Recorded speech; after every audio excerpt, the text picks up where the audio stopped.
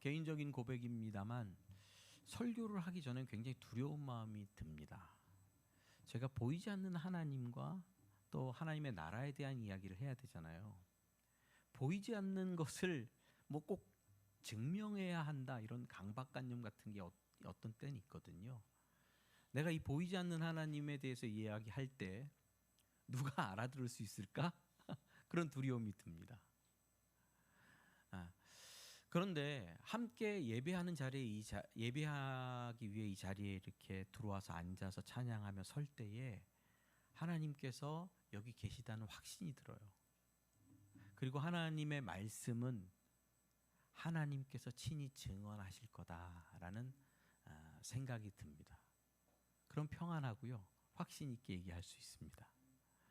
오늘 여러분들에게 말씀드릴 하나님과 복음, 하나님의 나라에 대해서도 마찬가지입니다.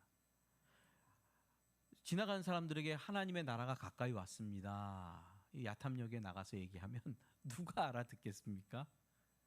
이 사람 미쳤나? 이런 분들 있잖아요. 도를 아십니까? 제 예전에 한때 청량리에 그쪽에 살 때 돌아다닐 때 보면 많이 잡혔어요. 영이 선하십니다. 기운이 좋습니다. 많이 잡혔어요. 그냥 귀신 신하라 까먹는 얘기로 듣겠죠. 근데 여기서 우리가 하나님과 복음과 하나님의 나라에 대해서 함께 들을 때에 살아계신 하나님께서 역사하시고 그것이 우리 인생의 참된 현실임을 알려주실 겁니다. 저는 이제 마가복음 설교를 시작하려고 합니다. 원래 이제 교회 이전하고 9월부터 마가복음 설교를 계속 해야 되겠다고 하다가 좀 당겼습니다. 빨리 그냥 하자, 빨리 시작하는 게 좋겠다 이런 생각을 하게 됐습니다. 마가복음은 신약 성경의 두 번째 책이죠. 마태, 마가. 그리고 분량이 제일 작습니다. 복음서 중에 16장. 문장도 짧습니다. 분량도 짧고 문장도 짧아서 그런지 이 마가복음의 저자를 초대교회 성도들은 손이 짧은 사도, 손이 짧은 선지자 이렇게 얘기를 했습니다. 손이 짧다는 거예요. 그래서 혹시 육신에 어떤 손에 장애가 있는 사람인가 이렇게 언뜻 생각할 수도 있는데 그런 건 아닌 것 같고요. 문장이 짧아요. 그리고 그 전체적인 분량도 굉장히 짧고 그래서 읽기가 쉽죠. 그러면 이 짧은 책을 우리는 왜 읽어야 되죠? 그냥 책을 성경을 왜 읽어야 되느냐 하는 것과 해답이 같습니다. 좋은 책을 추천할 때는 그 이유가 있어야 되는 것처럼 목사로서 저도 이 마가복음을 추천할 때 몇 가지 이유를 여러분들께 이야기하고 싶습니다. 왜냐하면 이 마가복음도 하나님의 말씀이기 때문입니다. 우리가 디모데후서 3장 16절 보면 모든 성경은 하나님의 감동으로 된 것으로 교훈과 책망과 바르게 함과 의로 교육하기에 유익하니 그러잖아요. 그래서 성경이니까 읽어야지. 여러분 단순히 이렇게만 생각하지 마시고요. 정말 읽어보세요. 이게 정말 하나님의 말씀이야? 이 성경을 펴놓고 읽을 때 하나님의 말씀이라면요, 하나님의 음성이 누구에게? 나에게 들려와야 되는 거죠. 제가 쓴 성경 공부 교재가 있어요. 성장반 교재, 시냇가에 심은 나무 이런 책이 있는데 거기에 보면 하나님의 말씀이라는 것에 대한 이야기를 하면서 이런 내용이 있습니다. 제가 전화를 받아요. 드르르 와서 전화를 받으면 딱 그냥 전화번호 안 보고 딱 받으면 이거 보험회사구나. 카드 광고구나. 그냥 알 수가 있어요. 목소리만 들으면 고객님 안녕하세요 라고 시작하면 알 수 있습니다. 하나님의 음성인 걸 어떻게 알죠? 성경이 하나님의 말씀인 걸 어떻게 알죠? 목사가 하나님의 말씀이라고 하니까 그냥 무적대고 믿자. 여러분 거기에 머무르시면 안 됩니다. 목사가 사기치면 어떡합니까? 이거를 펴서 읽어보셔야 됩니다. 여기 읽으시면서 여기서 하나님의 말씀이 정말 내게 들리는지 확인하셔야 됩니다. 가능한가요? 가능할까? 가능합니다. 왜? 성경은 하나님의 살아있는 말씀이기 때문에 그렇습니다. 제가 이 설교를 준비하면서 가장 중요하게 생각한 책은 영국의 성공의 신학자 로안 윌리엄스라는 분이 계시는데 그분의 Meeting God in Mark라는 책을 참고로 했습니다. 오해하시지 않도록 제가 한글 번역본을 봤다고 말씀을 드립니다. 그런데 이 로안 윌리엄스가 마가복음을 추천하면서 두 명의 신학자를 이야기를 합니다. 한 명은 위르겐 몰트만이라는 사람인데요. 여러분 신학을 좀 깊게 하시려면 이 사람을 거쳐가야 되는데 저도 조금 읽다가 못 읽은 아주 어려운 신학책을 쓰시는 분입니다. 독일의 신학자인데 이분은 1945년 2차 대전 중에 영국에서 포로가 됐어요. 독일군이었으니까 영국 스코틀랜드에서 포로가 돼서 포로 수용소에 있었습니다. 그 포로 수용소에서 자기가 싸웠던 조국 독일이 유태인들을 어떻게 학살하고 어떻게 그들에게 악한 일을 자행했는지를 전해 듣고 굉장한 충격을 받았습니다. 그러던 중에 당시 군목을 통해서 성경책을 전달받아요. 위르겐 몰트만이. 근데 성경책을 전달받고 읽기 시작해요. 그 전까지는 그리스도 교회에 대해서 배운 적도 없고 신학 교육도 받은 적이 없는 사람이었어요. 그런데 성경을 읽을 때 특히 마가복음을 읽을 때 이런 일이 일어났다고 위르겐 몰트만이 고백합니다. 그의 자서전에서 이렇게 얘기해요. 마가복음서를 쭉 읽어나가던 나는 예수가 고난받는 장면에 도달했다. 죽어가는 예수가 나의 하나님 어찌하여 나를 버리셨습니까? 하고 외친 소리를 들었을 때 나는 내면의 믿음이 움트는 것을 느꼈다. 이 사람이야말로 진정으로 너를 이해하는 사람이다. 내가 하나님을 향해 울부짖을 때 그 자리에서 함께 울부짖는 사람. 내가 지금 겪고 있는 버림받은 자로 살아가는 것이 무엇인지 아는 사람이 여기 있다. 나는 시련에 처한 버림받은 예수를 이해하기 시작했다. 그가 나를 이해하고 있다고 느끼게 되었기 때문이다. 그는 고난받고 있는 하나님의 형제요. 나와 함께 이 어두운 골짜기를 걸어가는 길동무이자 나의 고난을 짊어지고 가는 친구다. 나는 다시 살아갈 용기를 얻었다. 그의 자서전 30페이지에 나오는 건데 로안 윌리엄스의 책에 인용이 그대로 되어 있는 것을 저는 재인용했습니다. 여러분 위르겐 몰트만은 마가복음서를 읽으면서 거기서 누구의 음성을 들었죠? 하나님의 음성을 들었습니다. 또 앤서니 브룸이라는 대주교인데요. 이 사람도 유명한 사람인데 저는 모르겠습니다. 근데 원래 젊은 시절에 기독교에 대해서 굉장히 냉소적이었대요. 그러던 중에 러시아 청년들을 위해서 어떤 신학자가 강의하는 내용을 듣고 막 마음에 분노를 느꼈대요. 막 역겨움을 느꼈대요. 신학자의 강의를 들으면서.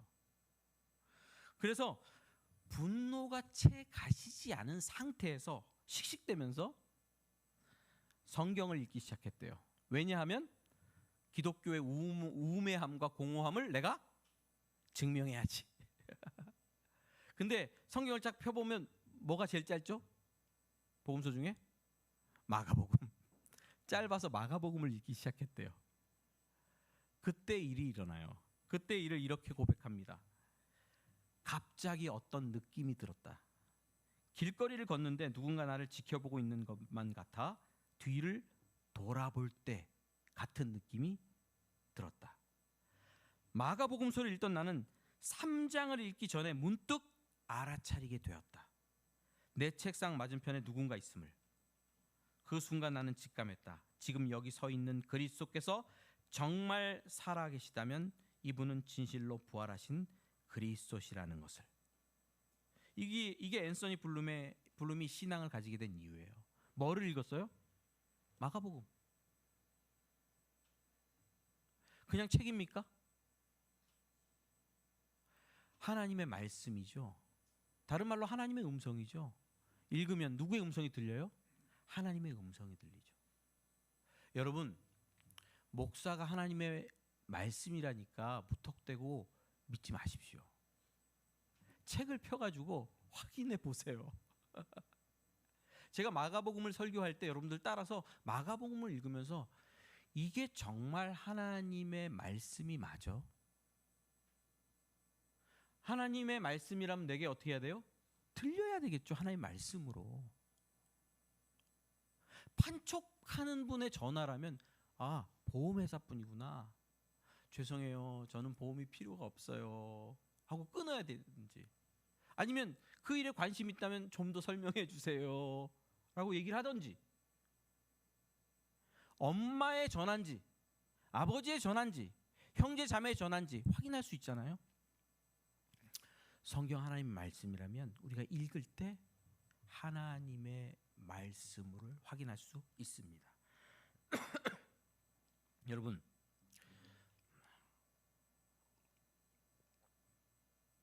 기대를 가지고 하나님의 말씀 앞으로 나아갈 것을 권면합니다.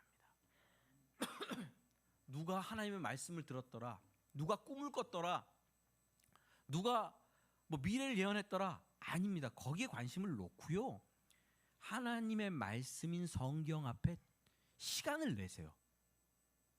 스마트폰 내려놔야 되고요, 그리고 음악도 끄세요. 그냥 하나님의 말씀 앞에 그냥 오롯이 나가서 시간을 가져보세요. 블룸은 어떻게 했습니까? 마가복음을 3장도 다 읽기 전에 하나님의 음성을 성경을 통해서 들었습니다. 목사님, 저는 초등학생인데요, 초등학생은 초등학교 학생의 수준으로 저는 과학 이쪽에 PhD가 있는데요, PhD는 PhD의 수준에 맞게 하나님께서 말씀하실 겁니다. 마가복음 1장 1절은 이렇게 돼 있죠. 하나님의 아들 예수 그리스도의 복음의 시작이라. 자, 따라해 보시겠습니까? 하나님의 아들 예수 그리스도의 복음의 시작이라. 그런데요, 요게 그리스도로 보면, 원어로 보면 시작되었다 복음이, 이렇게 시작됩니다. 시작되었도다 복음이. 제가 이제 설교 제목에는 이윽고를 넣었어요. 이윽고 시작되었도다 복음이. 이윽고 아십니까? 이윽고 내가, 이 성시경 씨 노래에 나오는 유명한 이윽고입니다. 마침내 드디어 시작되었다 복음이, 이렇게 이제 처음에 드러납니다. 여기서 이 시작되었다는 게 뭐가 시작되었냐? 마가가 자기가 책을 쓰면서 이 책이 지금 시작되었다, 그렇게 읽을 수도 있습니다. 그러나 그거보다 더한 것은 마가가 전하려고 하는 하나님의 나라와 예수 그리스도로 말미암은 그 통치가 이제 시작되었다라는 큰 선언으로 읽는 것이 더 좋겠다 하는 생각입니다. 이때 시작되었다는 말에 조금 집중해 봅시다. BTS가 군복무를 마치고 완전체로 복귀할 때 그 광화문에서 콘서트 했잖아요. 아리랑인가? 그때 영석이가 거기 알바 갔다 왔잖아요. 알바 가서 거기 뒤에서 근데 못 봤다고 멀리 있었죠. 그때 무슨 스윙 뭐 이런, 저는 안 들어오는 노래인데 그 노래 이제 부르고 했습니다. 근데 그 일이 있기 전에 예고를 해요. 광화문 광장에 이렇게 붙여놨어요. 세종문화회관 그 계단에 이렇게 붙여놨어요. 우리가 언제 온다. 예고를 해요. 그 예고를 듣고 전 세계의 아미들이 어디로 모여요? 광화문으로 모이죠. 호텔이 다 매진되고 그 주변이 인산인해가 되는 거잖아요. 여러분, 마가복음은 지금 시작됐다고 말하는데 뭐가 시작됐냐면 미리 전능하신 창조주 하나님께서 자기의 선지자들을 통하여 예고하신 그 내용이 지금 시작됐다. 드디어 마침내 이윽고 그 일이 시작됐다, 이렇게 말합니다. 이사야서 11장 6절에서 9절 제가 읽어드릴게요. 앞에는 없습니다. 그때 이리가 어린 양과 함께 살며 표범이 어린 염소와 함께 누우며 송아지와 어린 사자와 살찐 짐승이 함께 있어 어린아이에게 이끌리며 암소와 곰이 함께 먹으며 그것들의 새끼가 함께 엎드리며 사자가 소처럼 풀을 먹을 것이며 젖 먹는 아이가 독사의 구멍에서 장난하며 젖된 어린아이가 독사의 굴에 손을 넣을 것이라. 내 거룩한 산 모든 곳에서 해됨도 없고 상함도 없을 것이니 이는 물이 바다를 덮음 같이 여호와를 아는 지식이 세상에 충만할 것임이니라. 아멘. 이사야 선지자는 마지막 날에 대한 환상, 비전을 얘기를 하죠. 사자와 어린 양이 함께 풀을 먹어요. 어린이가 어디에 손을 넣어요? 독사굴에 손을 넣어요. 그런 평화의 세상, 평화의 나라가 올 것이다. 이것이 이사야 선지자의 예언이고 다른 선지자들이 함께 힘주어서 말한 목소리의 내용입니다. 그런데 이윽고 드디어 마침내 그 일이 시작됐다. 이것이 마가복음을 여는 첫 단어입니다. 그 일이 시작됐다는 겁니다. 그 일이. 여러분, 그러므로 우리가 마가복음을 읽을 때 과거의 선지자들의 예언이 이제 시작됐다 하는 것을 염두에 두고 그때의 그 이사야 선지자라든지 다른 선지자들이 우리에게 보여줬던 그 화려한 비전, 하나님께서 이렇게 좋은 일을 우리 온 세계의 백성들에게 행할 것이라는 그 비전을 마음에 품고 그 일이 누구를 통해서 어떻게 시작되었는지 우리가 주목해 볼 필요가 있습니다. 이윽고 시작됐구나 하는 그 마음이 마가복음을 잘 읽는 비결 중에 하나라 할 수가 있을 것입니다. 그 다음에 이 본문에서 우리가 주목해야 될 단어는 복음이라는 단어입니다. 따라해 보시죠. 복음. 볶음이 아닙니다. 교회 나오면 목사님들이 성도들 달달 볶잖아요. 그럼 볶음이 아니고 뭐다? 복음이다. 자, 복음은 한국말로 번역하면 좋은 소식, 복된 소식, 기쁜 소식이잖아요. 근데 실제로 당시 그리스에 사용될 때는 단순히 좋은 소식을 전한다라는 뜻으로 사용되지는 않았어요. 요건 정치적인 특수 용어입니다. 뭐라고요? 정치적인 특수 용어. 자, 로마 황제가 자녀를 낳아요. 그렇죠? 그러면 뭐 할까요? 아들을 생산해요. 그러면 빰빰빰빰빰빰빰빰빰 왕궁에서 그렇죠? 2층, 4층 로비에서 쫙 테라스에서 나와가지고 아들을 딱 이렇게 딱 황제가 안고 나팔 소리가 들리고 이제 이 로마를 대를 이어서 다스릴 새로운 황제가 태어났다. 그렇게 로마 전체에 공식적으로 선언을 할 때 그 선언하는 그것을 뭐라 그러냐요? 요거 복음이 선포됐다 이럽니다. 공식적인 어떤 선언들. 여러분, 그래서 복음이라는 말을 당시 사람들이 들으면 이건 종교적인 용어가 아니었어요. 어떤 기쁜 소식 이렇게 들지 않고 공적으로 어떤 중요한 이야기가 정부에서 왕가에서 전해지는구나 이렇게 들었습니다. 제가 예전에도 한번 설명드린 적이 있는 예화를 그대로 사용해 보겠습니다. 우리나라의 복음은 어떤 거였죠? 복음이 있다면 우리나라에 1940 우리나라 해방이 몇 년도?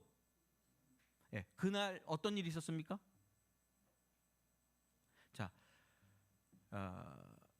미국에서 핵폭탄을 히로시마 나가사키에 떨어뜨렸습니다. 그래서 일본이 항복했습니다. 그리고 포츠담 선언문을 받아들이기 위해서, 포츠담 선언문은 우리가 무장을 해제하고 우리가 졌다, 항복한다 하는 내용이에요. 그래서 그 항복한 내용을 일본 황제가 우리가 이 항복한다 하는 내용을 녹음을 해요. 그래갖고 오금 방송이라고 해서 라디오 방송에 틀었어요. 지금부터 일본 뭐 제국에서 뭐 황제의 뭐 이 목소리로 되는 이거 방송을 들어주십시오. 뭐 그럼 한국 시민들이요. 그러면서 나온단 말이에요. 자, 그러면서 황제의 내용은 이거예요. 이게 우리가 뭐 사과한다, 용서를 구한다, 우리가 항복했다 이런 표현은 또 없어요. 아, 묘하게 피해가요. 포츠담 선언문을 받아들인다 이런 내용인데, 자, 그 라디오 방송이 이게 쭉 나오잖아요. 이런 유의 선포, 선언을 복음이라 그래요. 복음. 용어 자체가 특수 용어예요. 자, 8.15의 이런 복음의 선포가 라디오를 통해서 나오자 우리나라는 어떻게 변했습니까? 어떤 영향력이 있었죠? 자, 해방되고 대한민국이 세워졌죠. 맞죠?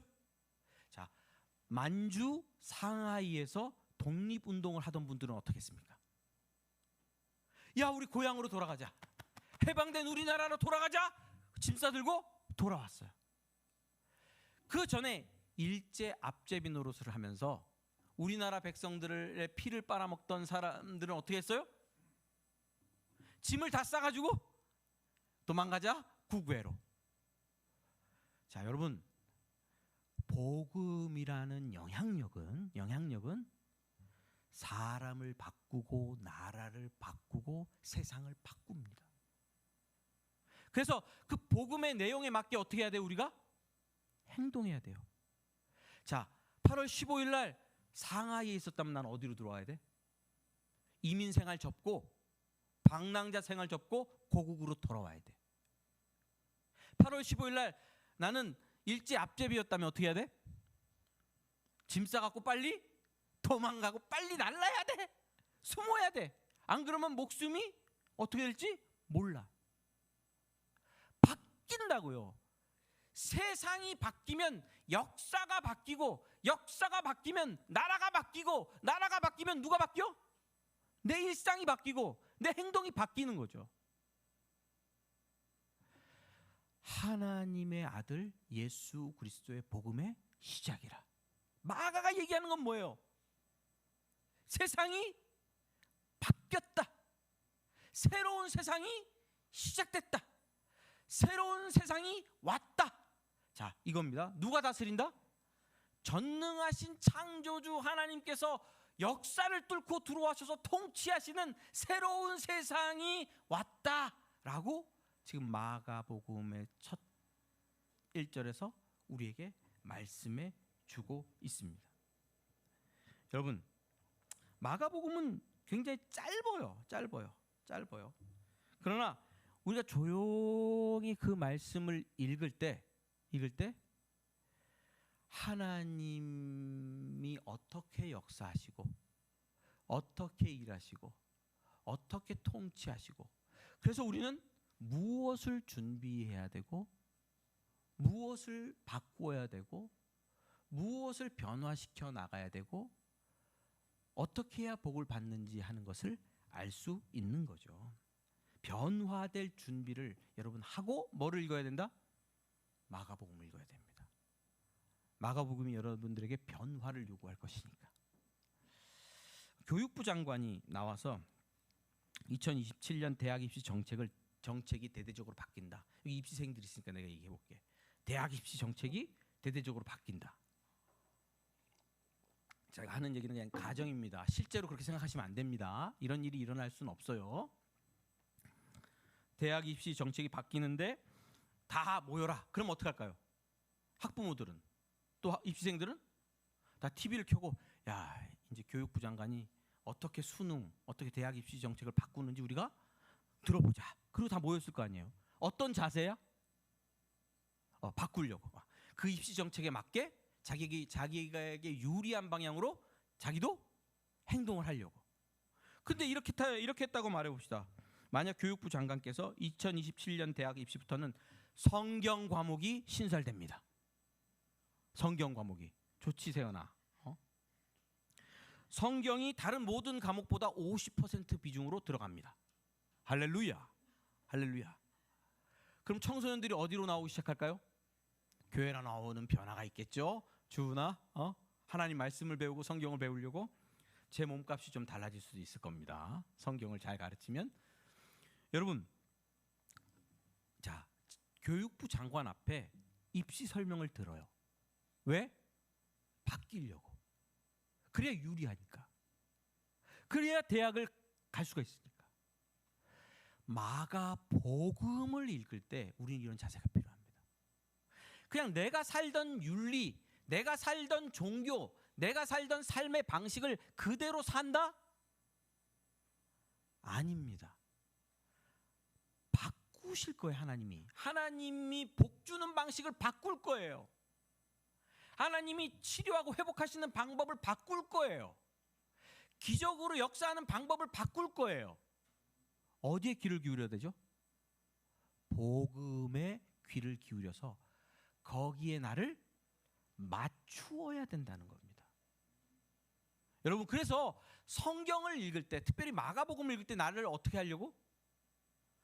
내가 바꿔야 되겠구나. 여기 마가복음에서 이렇게 얘기해 주면 나는 바뀌어야지 하는 이런 마음을 가지고 성경을 읽어야 하는 것입니다. 또 하나 우리가 마가복음을 읽을 때 놓치지 말아야 하는 것이 있는데, 이 복음은 이게 붙어 있어요. 하나님의 아들 예수 그리스도의 복음이라는 거예요. 그냥 복음이 아니라 뭐라고요? 하나님의 아들 예수 그리스도의 복음이라. 자, 저는 어디 가서도 이 컵을 보면 이게 어디 건지 알아요. 이거 어디 거죠? 여러분들은 이런 거에 관심이 없겠지만 저는 관심이 많아요. 컵 이런 디자인 이런 거 좋아해요. 이 킨토 슬로우 머그 컵이라고 일본 거예요. 별로죠? 국산은 뭐가 문제냐면 이쁘긴 한데 잡으면 이게 균형이 안 맞아서 이렇게 자꾸 떨어져요. 카페를 안 해보신 분들은 잘 몰라. 국산은 똑같이 생겼는데 딱 잡으면 안정이 안 돼. 고급 제품은 딱 잡았을 때 손에 감겨요. 그리고 이게 밸런스가 맞아요. 이게 안 떨어지잖아요. 그리고 입을 댔을 때 느낌이 달라요. 커피 맛이 달라요. 그래서 그거 국산입니다. 여러분 브랜드에 따라서 다르잖아요. 다 상품이. 복음, 하나님이 통치하신다. 어떤 신적 다스림이 온 세상을 덮는다, 이런 내용인데, 근데 그 신적 다스림의 브랜드가 누구 거라는 거예요? 예수 그리스도라는 브랜드라는 거예요. 차별성이 있다는 거예요. 그냥 너희들이 전능하신 창조주다 그럼 뭐예요? 마이티 갓. 그렇죠? 말 안 듣는 놈 어떻게? 벌 주고. 열심히 잘 섬기는 놈 복 주고. 그게 우리가 생긴 하나님의 통치와 하나님의 나라에 대한 우리의 종교적 감수성이에요. 근데 다르다는 거예요. 다르다는 거. 그 종교적 감수성에 제일 잘 맞는 영화가 어벤져스잖아요. 힘 있는 놈이 다 이긴다. 정의는 이긴다. 옛날에 그런 선생님이 있었어요. 막 애들이 싸웠어요. 여러분도 다 아는 일일 거. 애들 둘이 막 싸웠어. 이놈의 자식들 나와! 그리고 딱 나와서 둘이, 남자애들 둘이 가위바위보 해? 가위바위보를 했어. 그 이긴 애는 들어가고 진 애는 막대기로 때리더라고. 얘기를 들어본 게 아니라. 왜? 정의는 이긴다고. 정의는 이긴다.